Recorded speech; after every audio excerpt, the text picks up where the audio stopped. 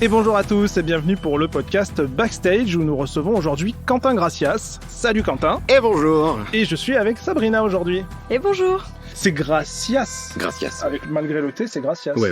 C'est bien ça. Ouais, tu veux dire Gracias, mais Ouais, moi je dis Gracias. Ça me semblait plus logique. Enfin, voilà. Bon, ok. C'est bien, ça veut dire que c'est une racine latine. Exactement. C'est beau. Exactement. Il y a une vieille rumeur dans la famille qui dit que c'était un bébé trouvé sur le devant d'une église en Italie et Deo Gracias, merci à Dieu quoi. Alors Quentin, tu es comédien, tu es au théâtre, tu es à la télé et tu débutes donc le doublage. Exactement. Je suis une sorte de nouveau-né dans le doublage. Parfait, et on va donc te poser quelques questions pour voir un petit peu ton parcours, te connaître un petit peu plus, voir ce que tu préfères, qui tu es quoi. Oh mon Dieu. Allez, on va attaquer déjà par la première partie qui est ton profil artistique. Ça consiste en quelques questions que Sabrina va te poser pour savoir un petit peu quels sont tes goûts en matière d'art, en matière de films, de séries, de jeux vidéo. Ok. Allez, est-ce que tu es prêt? Ouais. Nom, prénom, Quentin Gracias. nationalité, Française. ton âge, 35. ta profession. Comédien. Depuis combien de temps que tu fais ce métier? Oula, ça doit bien faire 18 ans. Ah oui. Enfin, 18 ans que je me forme. Après que je bosse réellement en termes professionnels. Non, là, on doit être plus sur du 8 ans, 7-8 ans. Ok. Quels sont tes goûts musicaux? Alors, je vais faire l'espèce de vieux cliché. C'est éclectique. J'écoute... Je crois qu'en fait, tu vois, il y a un petit peu ce truc de se dire... J'ai pas forcément un genre musical particulier, c'est plus à partir du moment où ça me plaît, où ça me touche, vas-y j'écoute. Je sais que tu vois, ça peut être... alors j'ai quand même j'adore particulièrement Pink Floyd, mais je sais que récemment j'écoutais du Pansori qui est un chant coréen où le but ça va être de se déstructurer la voix et de raconter des histoires avec des chants un peu étranges, gutturaux, étranges, mais un peu de tout. Ok, donc t'es ouvert à tout. Jungle... ouvert à tout. L'important, c'est que ce soit chouette, quoi. Oui, c'est ça. C'est vrai, c'est le principal. Est-ce que tu es fan de littérature? Et si oui, est-ce que tu as une œuvre qui t'a marqué? Oh là là. Alors, je pense que je suis peut-être la plus grosse quiche en littérature du monde. Tu sais pas lire? Non, je ne sais pas lire. Et c'est pour ça, notamment, tu vois, avec le métier de comédien, c'est un peu compliqué. J'essaye de passer entre les gouttes et de faire croire, mais c'est pas facile. Et c'est marrant parce qu'on a pas mal de comédiens donc, qui sont venus et il y en a pas beaucoup qui lisent. Mais oui, mais je crois... Mais en plus, sans rire, je pense que c'est un truc... Alors peut-être que je dis des bêtises en disant ça, mais je crois qu'il se perd un peu. Tu fais, notamment tu vois, avec l'arrivée de l'ordinateur et surtout avec ce truc horrible qu'est le portable. C'est-à-dire, je sais que moi, le nombre de fois où je me dis, mais en fait, t'adores ça la lecture, vas-y, lis, mais en fait, j'ai pas le réflexe. Alors, je lis pas. Et en fait, quand je lis, comme je suis pas habitué, bah forcément, au bout de 15 minutes, tu fais, oh, voilà, attends, je commence à m'endormir. Et puis le nombre de fois où tu lis, tu fais, hop, je pense à autre chose. Oh, non, vas-y, continue de lire. Non. Alors si par contre, je sais que tu vas, Tolkien, le Silmarillion.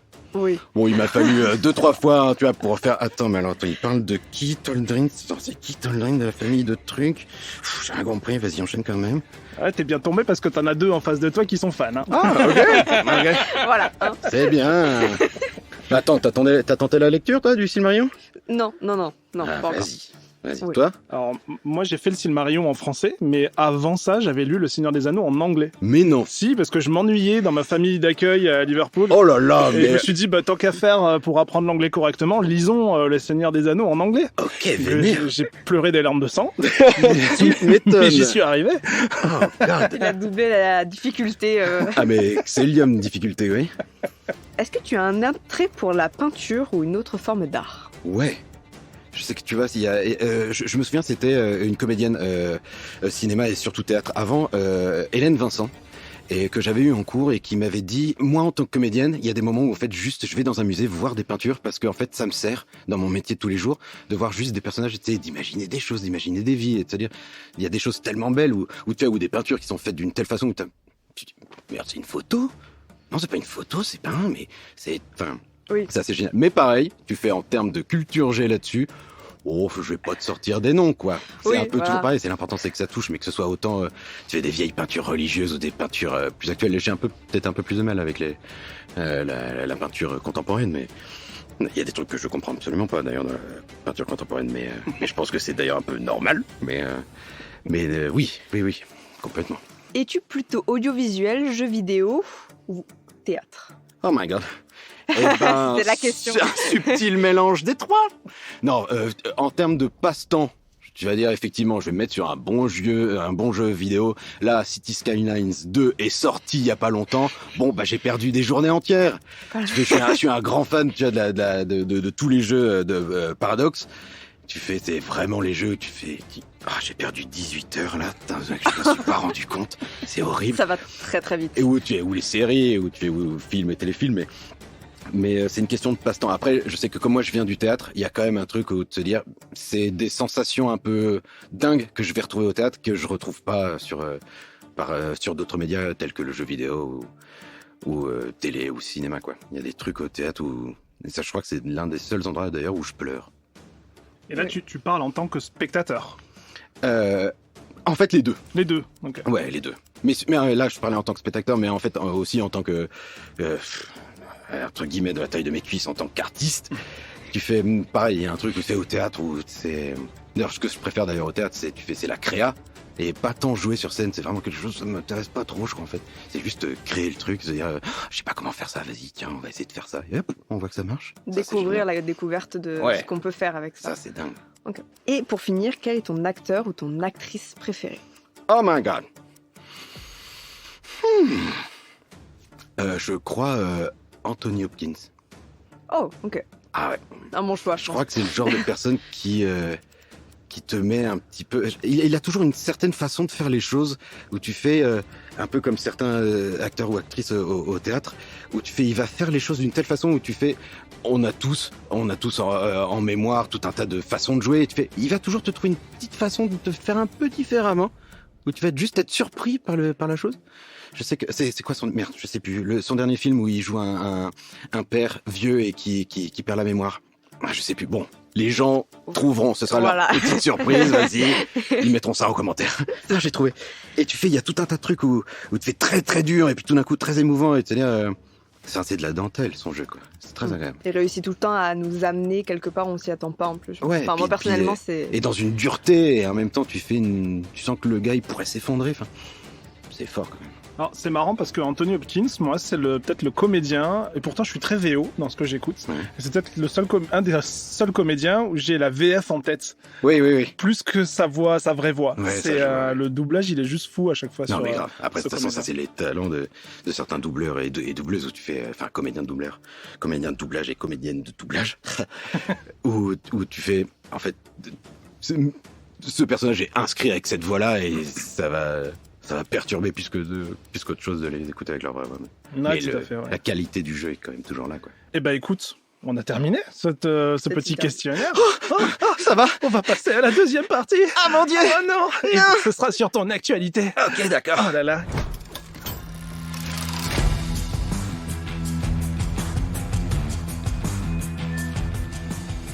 Et ben, pour commencer, qu'est-ce que tu es venu faire à Audio Workshop aujourd'hui?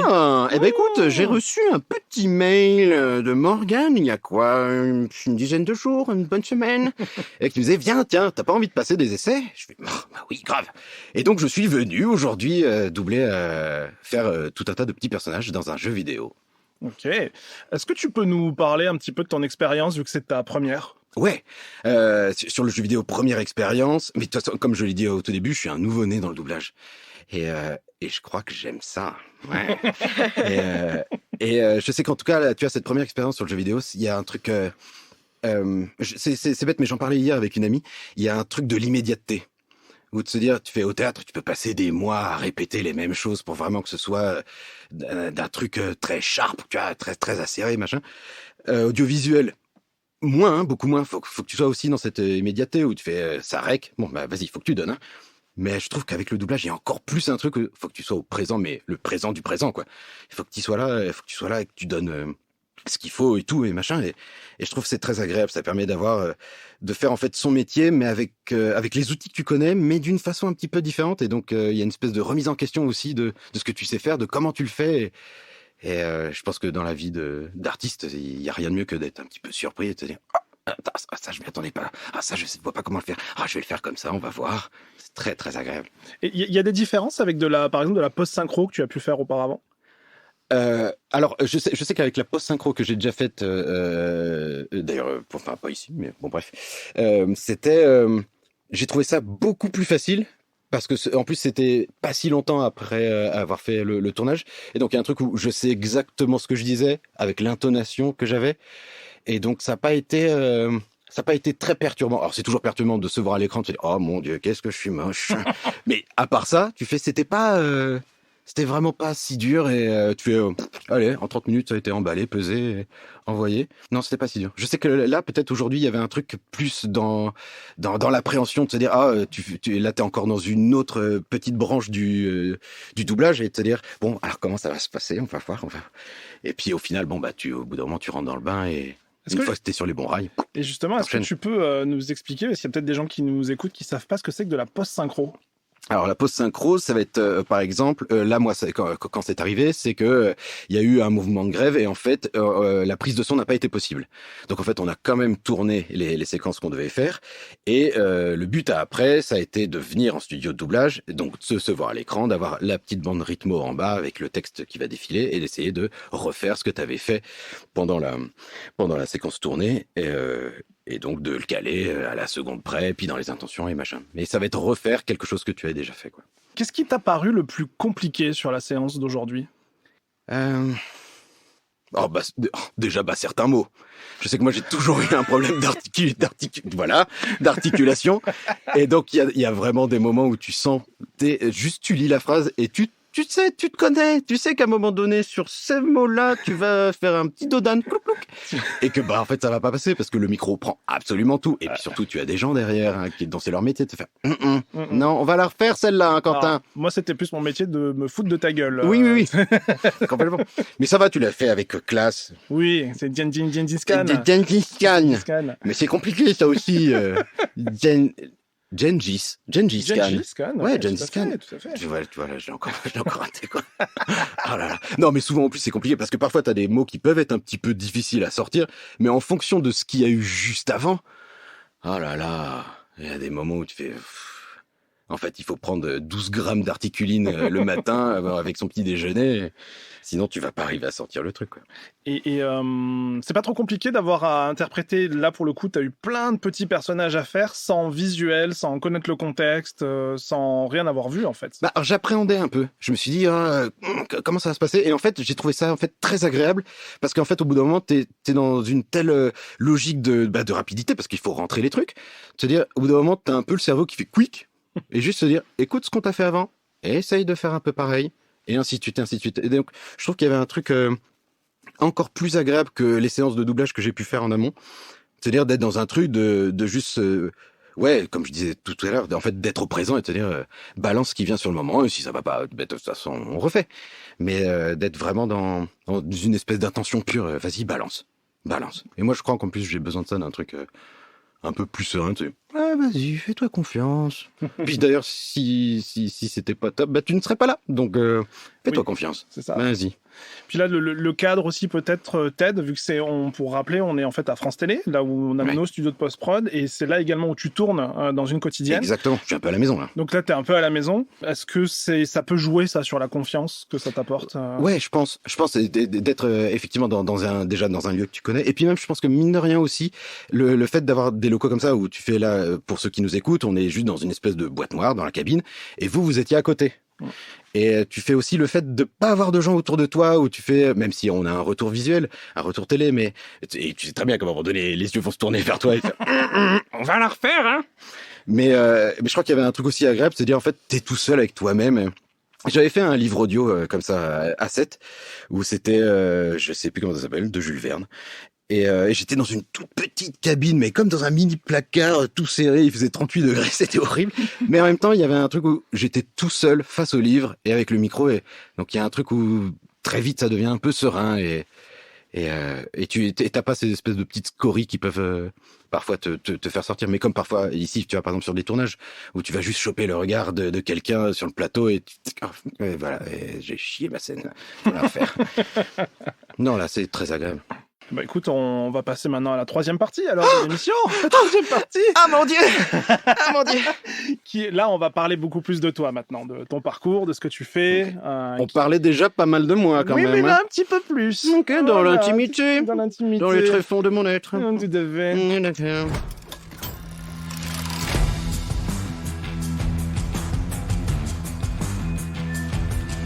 Dis-moi tout, d'où est-ce que tu viens du coup? Alors, je suis un bon vieux banlieusard de Paris. Je suis né à Thiers, dans le Val-de-Marne. Et avec maman et ma sœur, on a pas mal, j'allais dire bourlingué, mais c'est peut-être un peu trop vieux, on a pas mal déménagé tout court. Et j'ai fait peut-être un peu plus d'une dizaine d'années en banlieue parisienne. Puis maman s'est dit, tiens, on va aller un peu plus proche de la famille, dans le Pays Basque. Mais sauf qu'on a atterri dans le Béarn.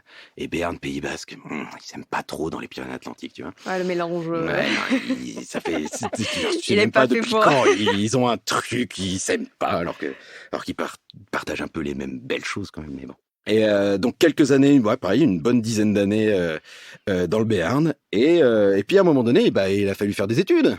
Et donc j'avais le choix entre Bordeaux ou Montpellier. Et vu que j'avais déjà un ami qui était à Montpellier, je me suis dit, allez, je vais aller à Montpellier. C'est la sécurité de connaître quelqu'un. Non, mais voilà. oui, quand tu vas dans une ville, tu sais que t'as l'un de tes meilleurs potes qui est là, bon, bah, allez, je vais là. Et puis, je suis tombé en amour avec Montpellier. Je suis resté bien, pareil. En fait, c'est peut-être un peu tous les 10 ans, je bouge. Et pareil, une bonne dizaine d'années à Montpellier. Et depuis 3 ans, je suis devenu parisien. Moche, triste, sombre. Voilà. T'es Personne n'est reparti. parfait. Non, personne n'est parfait. Mais je sais que tu vois, là où je me suis rendu compte un petit peu que j'étais devenu parisien, c'est quand t'es dans le métro et que t'es sur les quais du métro et que, en fait, d'habitude, tu prends juste ton métro, t'es comme ça. Mais au bout d'un moment, tu commences à dire, attends, non, il faut que je monte au début du train ou à la fin du train pour mon prochain changement. Voilà. Et Selon après, l'endroit t'as où tu le sors. stade numéro 3, c'est quand tu te places en fonction de la saleté qu'il y a sur le quai pour te dire, les endroits où c'est sale, c'est qu'il y a personne qui marche. Donc mets-toi au niveau du sale parce que la porte va s'ouvrir là où c'est propre. Exactement. Et là, tu fais waouh. Ça, c'est un gain de temps après dans notre tête. C'est Ah vraiment, on sait quoi faire pour gagner un exactement. maximum Là, je me suis dit, de ok, minutes. c'est bon, Quentin, tu te places sur le sale pour entrer dans le propre. C'est bon, tu es parisien. C'est Ça y bon. est, t'as passé vraiment bon. au stade. Oh là là. C'est vrai que je le fais aussi. Non, c'est non, mais bon. oui. Il y a des trucs comme ça, où des petits tips entre parisiens que tu peux te donner, en dire, fais comme ça, ce sera plus simple. Hein. Ouais, ce sera plus simple. Comment es-tu devenu comédien? Aïe. Je crois Et que tout début. ouais, je crois que c'est une question dont j'ai parlé avec pas mal de gens. C'est-à-dire en fait, à quel moment tu te dis, ok, je suis comédien. Et je sais que moi, ça a été très tard. Tu vois, il y a peut-être pas si longtemps où souvent tu dis, ah bah je fais un peu de théâtre ou j'essaie de faire du théâtre ou oh bon, je tourne un petit peu là-dedans. Et depuis pas si longtemps où tu sais où on te demande quelle est votre profession et tu fais, je suis comédien. Parce que tu t'entends toujours à ce qu'on dise, ah c'est chouette. Tu fais, oui, c'est chouette, mais je veux dire, enfin, plein de métiers sont chouettes. Il n'y a pas ce truc génial du comédien. Ou de se dire, ou que ce soit un peu le truc de dire, oui, mais et vous faites quoi à côté, par contre, pour Oui, vivre tout ça, c'est ça. Ben non, c'est un métier, on peut en vivre. Hein. C'est pas facile, mais on peut essayer d'en vivre. Et donc, je sais que tu vois, ça a mis beaucoup de temps avant que mentalement je puisse me dire, ok, je suis comédien. C'est un peu mon métier. Ça a peut-être été aidé aussi quand à l'école j'ai reçu mon diplôme national professionnel supérieur de comédien. Où là, je me suis dit, bon, en fait, ça y est, l'État te dit, vas-y, c'est bon, c'est ton métier. Mais je sais que c'était tout petit, la première année où j'ai fait du théâtre, et j'écrivais des sketchs avec un pote. Et en fait, le premier moment où on a fait le spectacle, c'était une sorte de parodie de merde, comment ça s'appelait? Enfin, c'était ces espèces d'émissions où tu as un jury et puis les gens passent, font une chanson, puis ils sortent. Et... Ouais, genre la nouvelle star. Ouais, tu vois ce genre de truc. Et tu fais, il y a quelqu'un je faisais un membre du jury, quelqu'un qui rentre sur le plateau et je sais plus ce que je dis, mais un genre, non mais suivant. Et les gens ont ri et j'étais surpris, c'était la première fois quoi. Et je me suis dit, oh merde, ça marche. Et depuis, je me suis dit, vas-y, continue. J'ai toujours été un peu porté par les événements, tu vois. C'est-à-dire, je suis pas quelqu'un qui est vraiment proactif, je me laisse toujours porter par les opportunités. Mais donc, j'ai toujours été un peu porté par les gens qui m'ont dit, continue. Peut-être le coup que tu continues un petit peu. Et puis, bah, me voilà en vous parlant dans ce micro et tu fais, c'est pas mal, je suis content. Mais du coup, tu considères pas que t'es devenu comédien au moment où t'as ton premier vrai rôle ou ton premier cachet ou Je crois que non.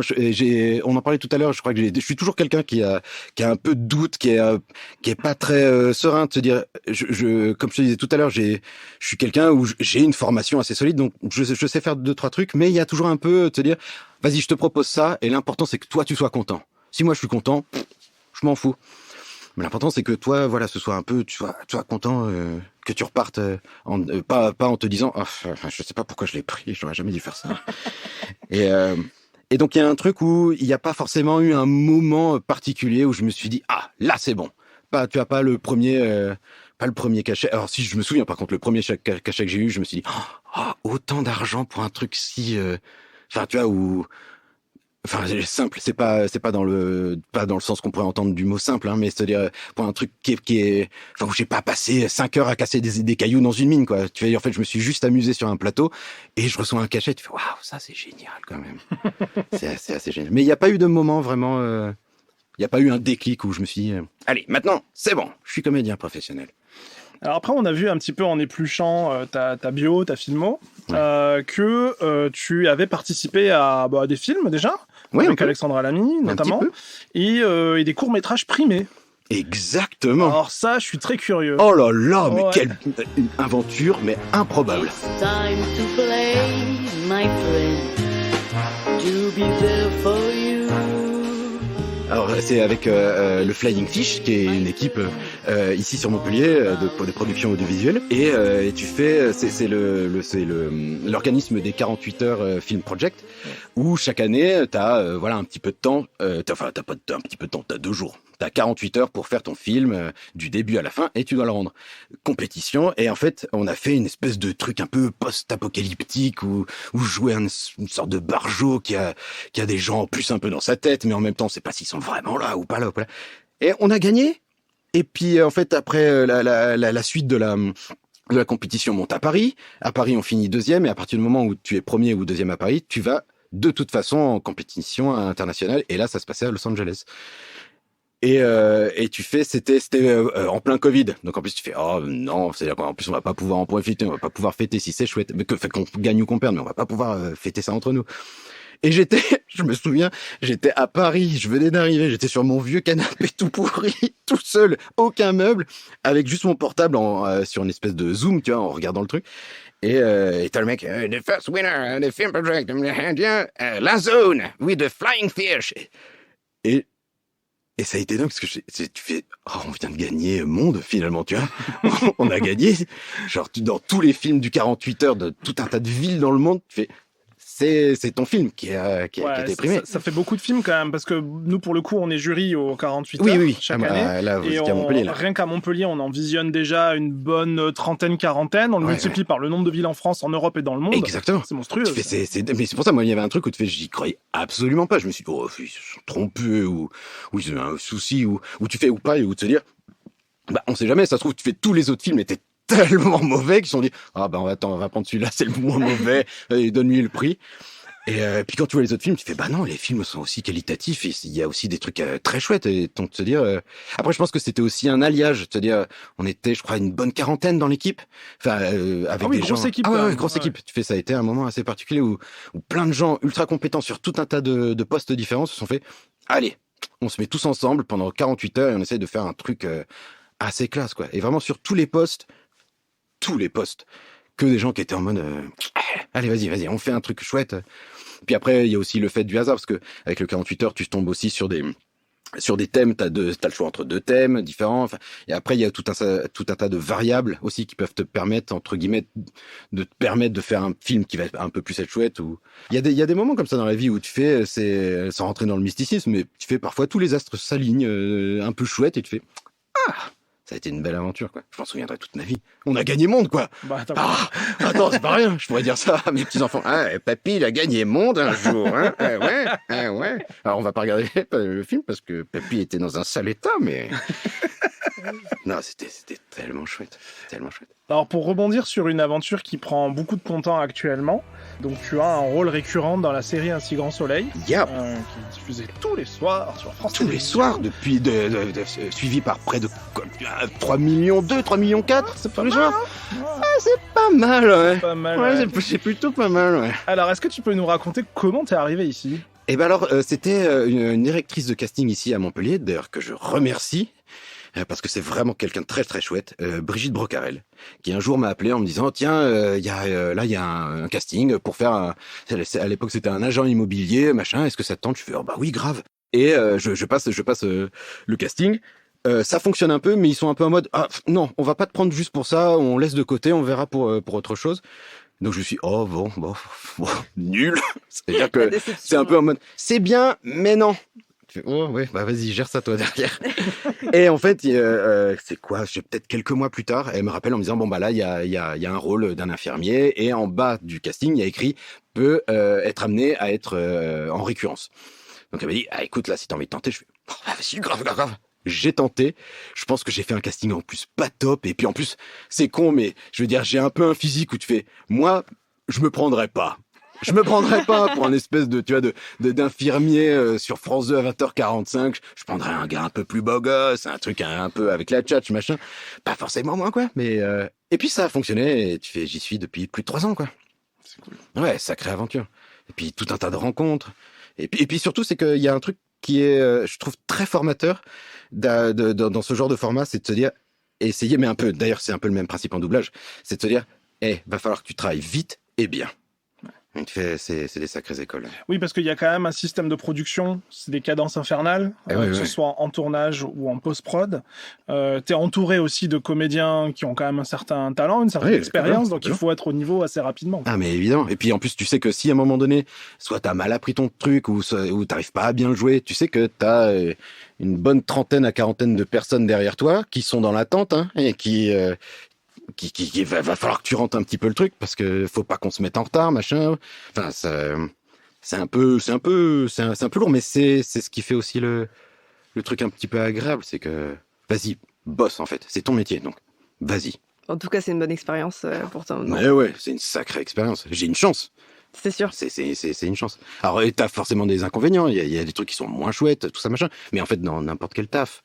Et de se dire, ouais, c'est une chance. Je m'en souviendrai toujours comme quelque chose de dire, j'en ai goûté le plus possible, c'était bien. Ouais. Et tu nous as parlé un petit peu de ton personnage, du coup, dans Un si grand soleil. Est-ce que tu peux nous parler un peu plus en détail de ce que t'as apporté au personnage, ce que lui t'a apporté en retour, etc. Comment tu l'as préparé? Bah alors c'est ça qui est assez étrange et moi je sais que c'était la première fois parce que venant du théâtre où t'as juste un perso, t'as ton personnage dans le texte de théâtre et donc tu dois le faire, alors sans rentrer parce que c'est pareil, c'est un grand débat dans la famille théâtrale, c'est-à-dire est-ce que tu dois mettre un peu de psychologie ou pas de psychologie, gna gna gna, mais juste essayer de te dire en fait pourquoi le gars il vient dire ça sur le plateau à ce moment-là quoi. Mais là il y a un truc où là, on n'est pas là-dedans. Là, on est dans la quotidienne. On est en plus dans un texte qui s'écrit au fur et à mesure. Donc, se dire, il y a juste une sorte de façon de se dire, en fait, je vais juste prendre les bottes de ce personnage qui s'appelle David, je vais les mettre, et puis je vais marcher avec lui. Mais de se dire, en fait, comme tu sais pas ce qui va être écrit, tu sais pas, je sais que tu as un truc tout con, et ça change rien dans ma façon de jouer, et je suis même, d'ailleurs, c'est même très bien, de se dire, au début, ce personnage n'avait pas d'orientation sexuelle. Puis à un moment donné, c'est arrivé. Et je sais que j'étais au téléphone avec un des réals qui me parlait du texte, tout ça, machin, et puis qui me disait mais est-ce que moi j'ai l'impression que, je sais pas pour toi, mais j'ai l'impression dans le texte, il pourrait être homosexuel, machin. J'ai envie de lui dire oui, enfin, gars, si t'arrives à creuser ça juste dans un texte, enfin, je veux dire, je pense que c'est que on t'a parlé de ça à l'écriture, et que t'essayes juste de me sonder, voir si moi ça me dérangerait. Et donc je lui dis mais fait aucun souci, j'allais dire avec plaisir, il n'y a pas de plaisir ou pas de plaisir, mais c'est-à-dire, oui, c'est dans le fac, en fait, si le personnage est comme ça, bien sûr, il n'y a aucun souci. Et donc tu fais c'est des petits, tu vois par exemple cette évolution là où tu fais, c'est des trucs où tu accompagnes ton personnage dans tout ça et c'est une sorte de relation, c'est un peu comme si on se prenait tous les deux la main et de se dire Quentin, ouais David, je sais pas où on va mais au moins on y va tous les deux.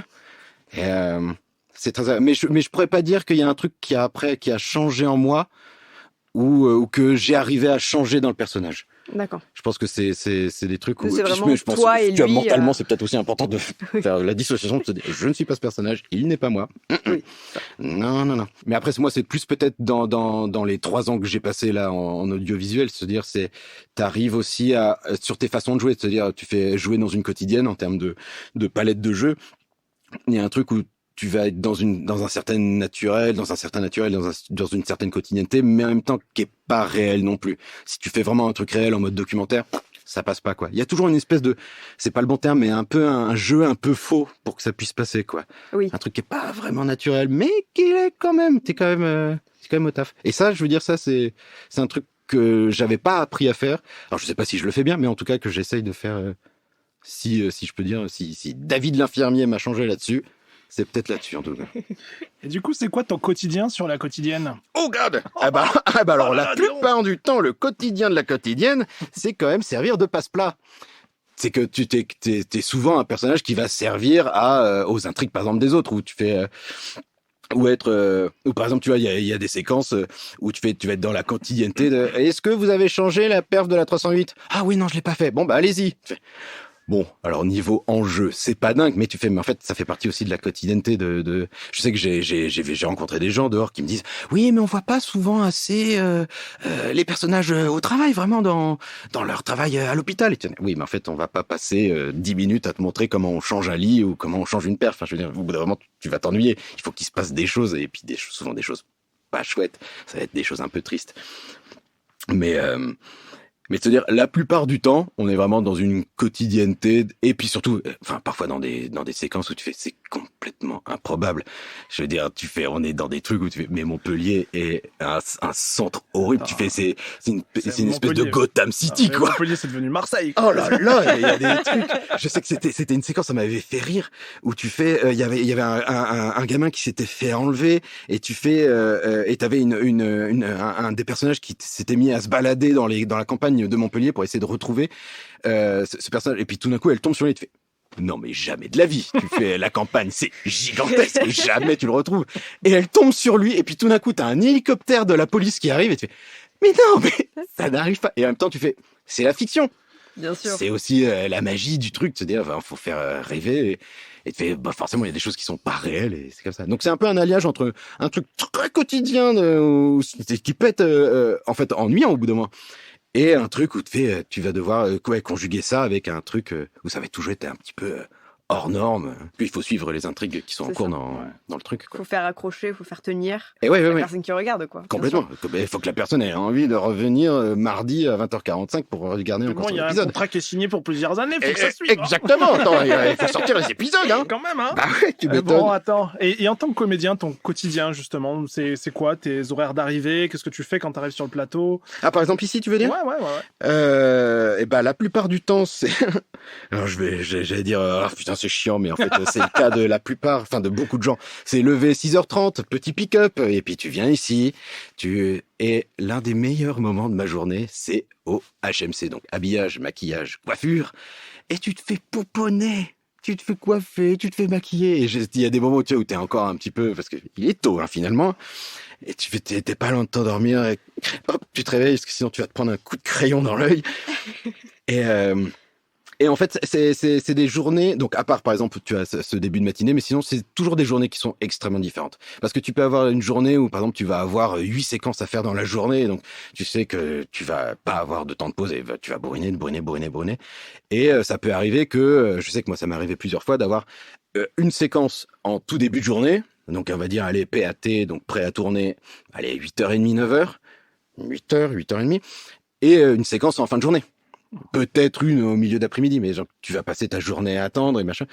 Alors, je veux dire, ça va, les conditions sont chouettes, hein, je suis pas en train de me plaindre, mais c'est, en fait, chaque journée est un petit peu différente. À part, par exemple, quand tu es en intrigue, où vraiment tu fais partie d'une histoire très importante, où là, la plupart du temps, tu vas passer toutes tes journées à commencer effectivement, à te lever à 6h30 du matin, et puis tu vas rentrer là où tu loges, sur l'écoute de 18h, 19h, voire 20h, si ce n'est plus tard, parce que parfois ça tourne de nuit. Enfin, vraiment, c'est aussi ça qui est si agréable. C'est-à-dire, tu sais pas de quoi va être faite ta journée. Et puis surtout, c'est que tu reçois tes feuilles de jour, donc ce qui va se passer la journée suivante, tu le reçois le soir, la veille au soir. Souvent à 19h, 20h, tu regardes tes mails, tu dis, est-ce que les feuilles de jour sont arrivées? Ok, c'est arrivé, je commence à quelle heure? 6h! Oh merde! Non! Non! Donc c'est bien, c'est toujours très différent. T'apprends le texte sur le tas, comme ça? Non, tu reçois le texte bien en amont. Et après, tu reçois peut-être un mois avant, peut-être 2 semaines avant, je dis peut-être des bêtises, une version, une V2 des textes. Et ça peut arriver que t'aies même c'est rare, mais tu peux avoir même des changements de texte directement sur le plateau. Après, je sais depuis pas si longtemps, ils te permettent aussi de changer des formulations de phrases, même directement sur le plateau, parce que parfois les textes sont pas forcément très bien oralisés, ou tu dis, enfin moi je ne dirais jamais ça, et je vais essayer de le rendre un peu plus naturel, quotidien ou juste moderne. Et donc non, normalement en amont t'as bien bourriné ton texte pour arriver un peu tranquille. Et puis je pense que surtout mais t'as pas le choix. Je connais des acteurs et actrices ici qui sont un peu plus dans l'immédiateté, tu vois, qui vont apprendre leur texte pas longtemps avant, mais pas par flemme, mais c'est juste pour se dire d'être dans un truc que le texte soit toujours un peu frais, mais d'être dans un truc de quotidienneté, de présent, et pas dans un truc très appris où tu vas même pouvoir avoir mis une mélodie en fait sur ton apprentissage, et que ce soit difficile en fait de s'en sortir si en fait tout simplement la coach, le réal ou la réal a pas envie que tu le fasses comme ça, quoi. Est-ce que tu peux nous parler d'un autre projet que ça avait fait au théâtre, par exemple? Au théâtre, ah bah ouais, je vais parler de Smog. Donc Smog, c'est un spectacle qui a été écrit par Claire Barabès, monté par Pauline Collin, et c'est un polar théâtral. Et je sais que quand elle m'avait parlé de ça, j'étais en mode, oh, c'est génial, déjà parce que j'aime beaucoup le polar, et puis surtout c'est que souvent au théâtre, tu vois pas de pièces polar. C'est assez rare. Et surtout, spoil, parce que sûrement, on refera plus la pièce, mais j'étais le méchant. Ça, c'est génial. Et elle avait écrit le texte d'une telle façon que c'était un peu que le spectateur et la spectatrice puissent, en fait, se faire l'enquête au fur et à mesure que le spectacle se passe, quoi. Et donc, pour moi, c'était très dur en tant qu'acteur, c'est de se dire, je sais ce qui va se passer à la fin, oui, mais il faut que j'essaye d'en mettre le moins possible. Je sais qu'il y a des moments où je me disais, vas-y, je vais me placer comme ça pour mettre un petit truc un petit peu étrange, ou taper cette fin de mot un petit peu comme ça pour créer un léger doute et te dire, non, en fait, faut pas faire ça, il faut pas qu'il y ait de doute, faut qu'à la fin, la personne se dise, oh, c'est lui! Oh non! Oh, je m'y attendais pas! La surprise, quoi. Ouais.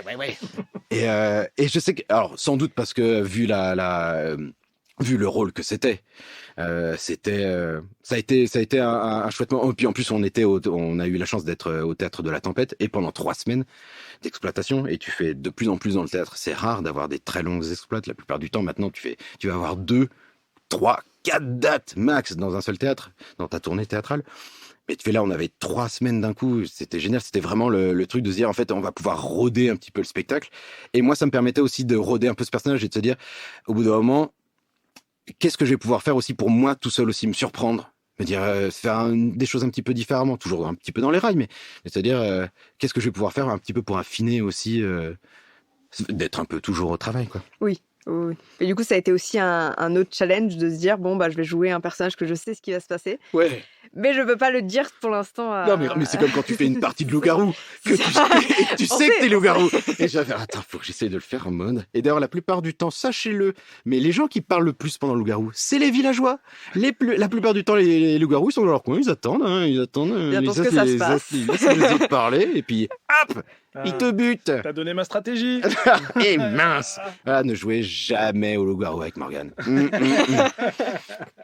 Après, c'est trop calme et tout. Ah ouais. Non, c'était une très très belle expérience. Et je sais que je me souviens, il y avait une mère enfin une femme qui était venue, mais le lendemain j'ai su qu'elle était mère.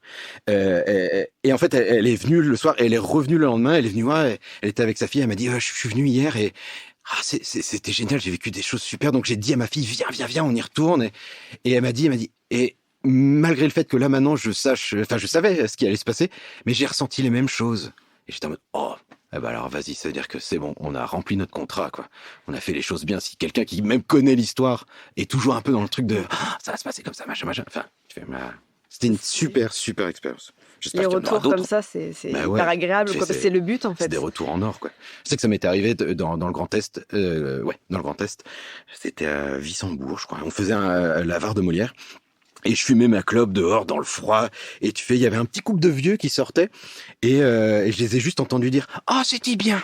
Oh, on a bien fait d'y aller. Oh, ça jouait bien. C'est très, très, très, très agréable. » Et je me suis dit « Ah, vas-y, profites-en. Je vais les voir. » Je leur dis « Alors, n'ayez pas peur, hein, mais je vous ai entendu et je voulais vous dire merci. » Et en fait, ils m'ont pas reconnu. C'était, mais qui êtes-vous?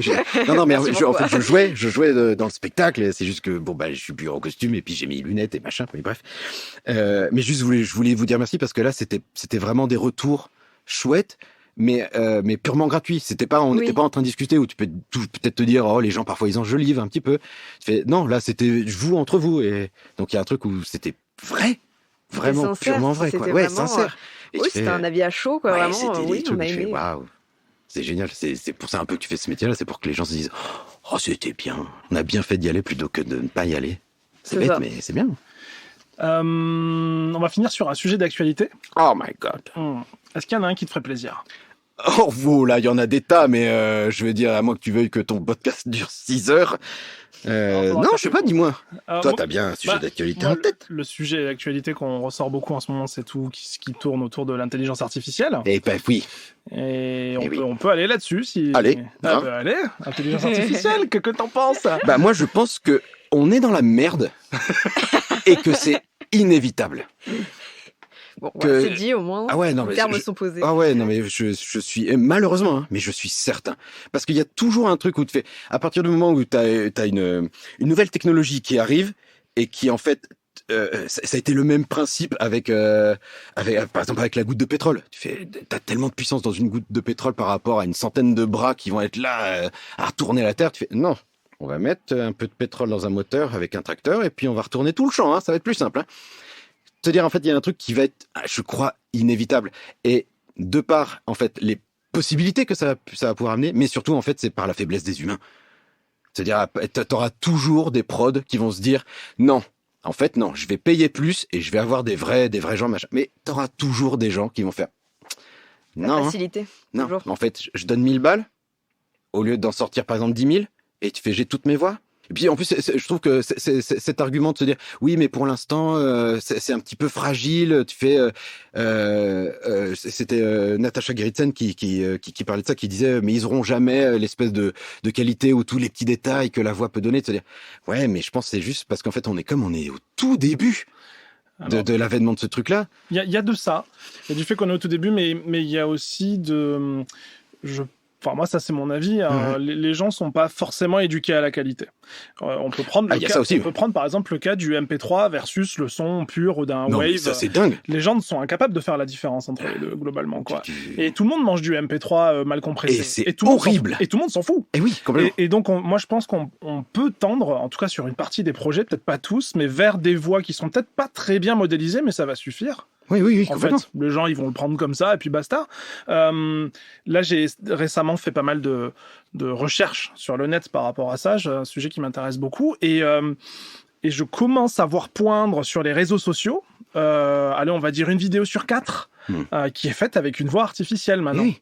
Mais ça va tellement. Et tout le monde s'en fout. Mais complètement. Mais je sais que là, j'avais vu une vidéo, je crois que c'était Google, où tu fais, ils présentaient en fait les débuts de leur voix artificielle, et tu fais, elle devait appeler un cabinet de coiffure pour prendre le rendez-vous pour un client, et t'écoutes le truc et tu fais. Et en plus, enfin un vrai cabinet de coiffure, hein. Enfin c'était pas quelqu'un, enfin de ce qu'ils disent en tout cas, mais qui avait été prévenu et machin. C'était un vrai truc. Et tu fais la personne, elle est là, elle a l'impression d'avoir quelqu'un. Elle dit non, mais alors écoutez, non, je pourrais pas, mais peut-être à 10 heures. Attendez, je vérifie. Oui, 10 heures, ce sera bon pour mon client, machin. Bon bah alors écoutez, on fait comme ça. Et tu fais. La personne du cabinet de coiffure raccroche et c'est forcément dit, j'avais quelqu'un en face de moi. À aucun moment donné, elle a pu se dire, j'avais une intelligence artificielle derrière. Oui. Et puis surtout se dire, je pense que comme en plus on est au tout début et que sans rentrer dans l'espèce de truc à la Terminator, mais c'est-à-dire en fait il y a tellement d'archives, de radio, de cinéma, de télé, de podcast, de jeux vidéo, de trucs. Il y a tellement de trucs qui ont été faits où on a eu tout un tas d'immenses acteurs et actrices qui ont fait des choses assez dingues. C'est-à-dire, t'as juste à donner à la machine, vas-y, engrange tout ça, engrange tout ça, engrange tout ça, engrange tout ça. C'est-à-dire, qu'est-ce qu'il y a un petit peu, tu vois, on parlait d'Anthony Hopkins. qu'est-ce qui est un petit peu les moments où il a fait du ciné et que les gens ont vraiment marqué ce moment-là comme un moment génial. Vas-y, analyse, qu'est-ce qui s'est passé un petit peu dans sa voix pour que ça crée cette...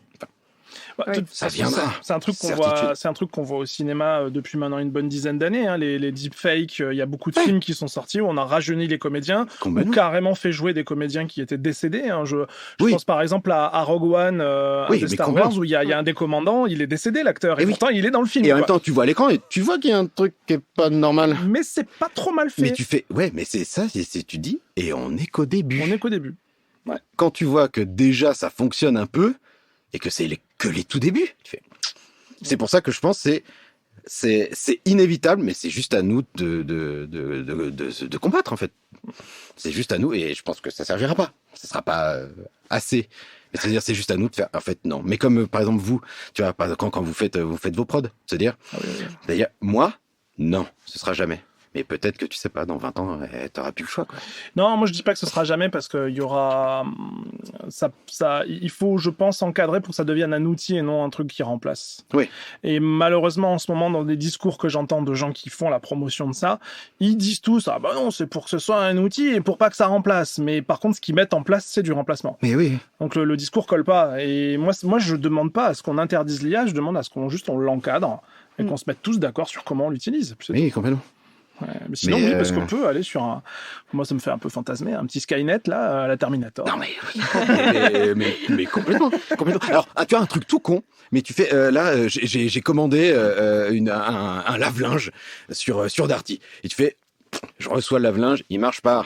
Donc, je vais sur le site et je demande à converser avec un conseiller, quoi. Et donc, le truc, bonjour, je suis Abdel, machin, que puis-je faire pour votre service? Et tu fais, j'écrivais des trucs et tu fais, dès que j'ai écrit, mais moi j'écris des pavés toujours, et tu fais à peine j'avais fini d'écrire le pavé que hop, un truc a passé. Donc je me dis, je ne suis pas en train de parler à Abdel. Et non. Je suis en train de parler à une intelligence artificielle. et sur le moment, tu te dis, bah en fait, moi je m'en fous. L'important, c'est qu'en fait, j'ai les réponses à mes questions. Oui. Et tu fais, oui, mais en fait, non. L'important, c'est que même si c'est pas un métier chouette, il est peut-être au chômage, Abdel. Mais c'est ça le souci, c'est que tu fais. On en parlait tout à l'heure avec le pognon, c'est-à-dire à partir du moment où t'as quelqu'un qui en prend un peu plus, bah c'est que t'as quelqu'un qui en aura moins. Donc là, c'est pareil, c'est le même principe. Bah voilà. C'est sur ces réjouissances qu'on va terminer. Bah sur ces réjouissances on va combattre. Ça servira à rien, mais on va le faire quand même. Attends. Bon bah merci beaucoup, c'était super chouette. Bah merci infiniment à vous de m'avoir accueilli. Bah merci Sabrina pour ta première. Ben merci beaucoup, c'était super. Ouais, c'était chouette. Et puis on se retrouve bientôt pour un nouveau podcast. Avec plaisir. Allez. Salut. Ciao.